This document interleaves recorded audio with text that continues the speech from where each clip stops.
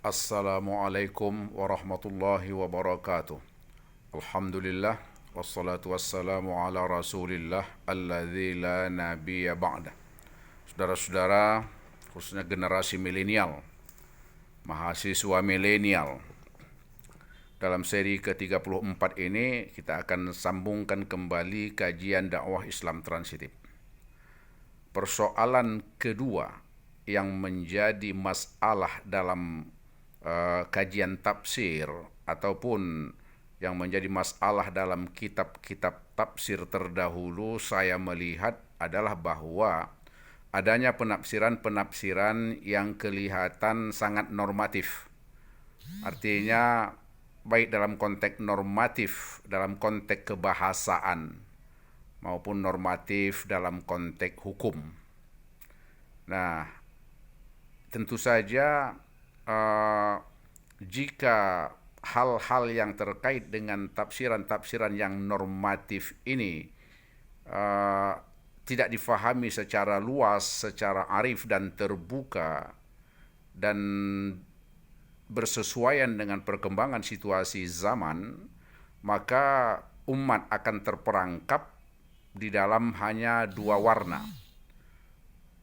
hitam dan putih. Artinya dalam warna-warna tafsir, warna-warna hukum, warna-warna kehidupan itu berpengaruh. Ya, hanya ada dua warna, hitam dan putih. Nah, padahal sesungguhnya dalam tafsir ini harus ada warna lain, seperti warna abu-abu. Nah, warna abu-abu inilah yang harus kita robah. Bisa menjadi warna hijau, bisa menjadi warna kuning dan lain sebagainya. Sebab jika hanya ada dua warna dalam hukum dan lain-lain dalam konteks relasi sosial dan seterusnya itu, maka kita terperangkap dalam konteks benar atau salah. Makanya tidak heran jika banyak di antara kita yang selalu berpendirian hidup ini hanya ada dua, benar atau salah, iman atau kafir, hitam atau putih. Nah, tentu saja ide-ide seperti ini cenderung kepada ide-ide yang radikal dan keras. Padahal sesungguhnya dalam konteks kehidupan relasi sosial itu diperlukan adanya kelenturan. Tentu saja kelenturan itu tidak bertentangan dengan nilai-nilai teologis dan nilai-nilai hukum yang mendasar dalam kehidupan dan ketentuan Tuhan.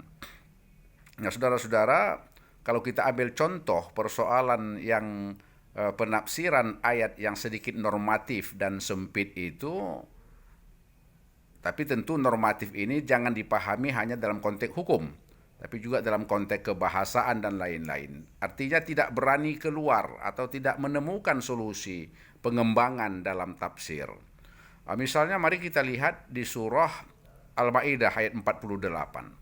Penggalan ayat itu berbunyi, A'udzubillahi minasyaitonirrajim. Likullin ja'alnakum syir'atan wa minhaja. Dalam berbagai tafsir, termasuk Ibnu Katsir yang mengutip pendapat Ibnu Abbas, bahwa dijelaskan di sana setiap umat diberikan Allah syir'ah, syariat, aturan main, aturan hukum, aturan-aturan yang terkait dengan aktiviti seorang mukallaf, seorang yang cakap hukum, baik dalam konteks ibadah kepada Allah maupun dalam konteks relasi dan aktiviti sosial. Nah, yang kedua, dijadikan juga adanya minhaja. Minhaja itu diartikan jalan, tetapi tidak dijelaskan jalan bagaimana. Paling-paling dijelaskan jalan minhaj itu adalah jalan baik dan jalan terang. Artinya manusia tinggal memilih baik atau terang. Nah, selanjutnya misalnya Wahbah Zuhaili menjelaskan minhaj itu adalah jalan baik, jalan terang yang dipilih, yang dilakukan oleh manusia di dalam beragama. Nah, ini sepertinya ada redundant, pengulangan. Syariah itu sendiri adalah jalan yang telah diberikan Allah kepada sesuai dengan keumatan, baik umat Nabi Musa, Nabi Isa, Nabi Muhammad dan dan lain-lain sebelum Nabi Muhammad itu. Jadi itu sudah jalan yang terang diberikan Allah, baik dalam beribadah maupun dalam beraktiviti keseharian, baik individu maupun berkelompok. Nah, minhaj itu dalam pandangan tafsir al-wasi' Islam transitif, artinya makna yang telah diperluaskan, minhaj itu bisa disebut dengan way of life, way of thinking, way of living. Nah, dalam istilah usul fikih yang ditawarkan oleh Islam transitif, apa yang saya sebut dengan qawaidu uqul al-ijtimaiyah. Qawaidu uqul al-ijtimaiyah. Kaedah-kaedah akal sosial.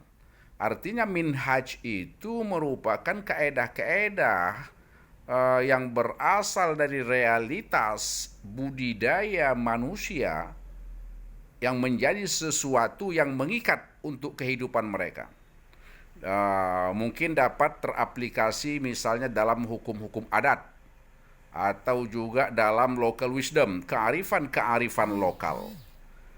Nah, setiap umat, kalau kita perkecil setiap masyarakat, kalau kita naikkan dalam konteks struktural berbangsa, setiap bangsa ini menemukan minhaj, memiliki minhaj, metode, sekaligus menemukan minhaj itu untuk dirangkum menjadi sesuatu ataupun cara pendekatan dalam rangka menemukan jalan-jalan yang dapat mengatasi berbagai problematika kehidupan, baik dalam konteks nasional maupun dalam konteks global. Salah satunya itu adalah bisa minhaj itu jalan bagi mereka untuk membangun sains dan teknologi, membangun kehidupan, membangun peradaban.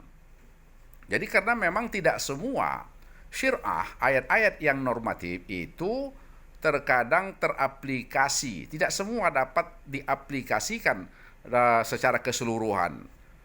Bukan persoalan bukan di ayat, tetapi persoalan tafsir, dan mungkin terkadang situasi dan kondisi masyarakat ini belum dapat menerima atau mengaplikasikan ayat itu secara automatically. Sebab tentu saja di tempat yang sudah tersebar Islam dengan baik berabad-abad, tentu tidak ada persoalan. Tetapi ketika kita tempatkan ayat itu di tempat yang daerah yang katakanlah mungkin di barat yang minoritas atau kultur yang berbeda, atau di tempat orang-orang di Papua, remote area di Papua sana, nah tentu tidak dapat dilaksanakan secara langsung sesuai kehendak ayat itu. Misalnya kalau ayat mengatakan jangan engkau sembayang melaksanakan sholat dalam keadaan mabuk misalnya, atau ada ayat tentang khamar dan judi. Ini kan bertahap turunnya ini ayat ini. Tidak bisa langsung kita laksanakan tahap ketiga. Kenapa? Karena memang kehidupan di sana itu sangat erat kaitannya. Mereka sangat kuat mengamalkan khamar, meminum khamar ataupun mengamalkan judi. Ini bisa berdampak kepada perkembangan dakwah misalnya. Islam akan ditolak dengan mudah karena merubah secara drastis, revolusioner terhadap kebiasaan masyarakat di Papua misalnya. Tentu kalau di Medan, Jakarta, dan lain-lain kota-kota besar, ini tidak menjadi masalah karena memang sejak ratusan tahun yang lalu kita telah menerima pemahaman keislaman tentang pelarangan ataupun perintah hal-hal yang normatif tersebut. Nah, saudara-saudara, kembali kepada minhaj tadi, maka kemampuan manusia dengan qawaidu uqul al-ijtimaiyah, kaedah-kaedah akal sosial yang berkembang dalam suatu masyarakat, bangsa dan negara itu, disitulah mereka dituntut untuk melakukan pengembangan keilmuan, pengetahuan, dalam rangka untuk menemukan sesuatu yang dapat mengatasi kehidupan mereka. Tentu saja salah satu yang kita lakukan, yang kita minta adalah memaksimalkan gerakan total produksi dalam rangka mengatasi persoalan kesusahan, kemiskinan yang hari ini menjadi musuh kita bersama. kesusahan, kemiskinan, kebodohan, ketertinggalan, ketertutupan pola pikir. Ini adalah menjadi musuh kita bersama. Maka musuh yang bersama adalah secara real ini bisa kita hadapi dengan minhaj. Kita mempunyai minhaj tersendiri bagaimana cara mengatasi kemiskinan itu. Tentu saja sebagai contoh, kalau persoalan kemiskinan di masyarakat pantai, ini punya pendekatan tersendiri oleh orang-orang pantai ataupun orang-orang yang memahami kultur masyarakat pantai, bagaimana cara mengatasi kemiskinan itu. Misalnya, kalau masyarakat pantai itu biasa terperangkap dalam berpikir instan, perlu dirubah pola berpikir mereka agar mereka katakanlah berpikir untuk hari esok yang lebih panjang. Tentu kita semangati mereka bekerja dan kita semangati mereka untuk memikirkan masa depan. Ya, salah satu cara mungkin menabung misalnya. Demikian juga bagaimana cara orang-orang di pegunungan untuk menghadapi masa depan. Ini tentu tadi sebagaimana saya katakan, berbeda antara satu daerah dengan daerah, berbeda satu masyarakat dengan masyarakat lain, bangsa satu dengan bangsa yang lain.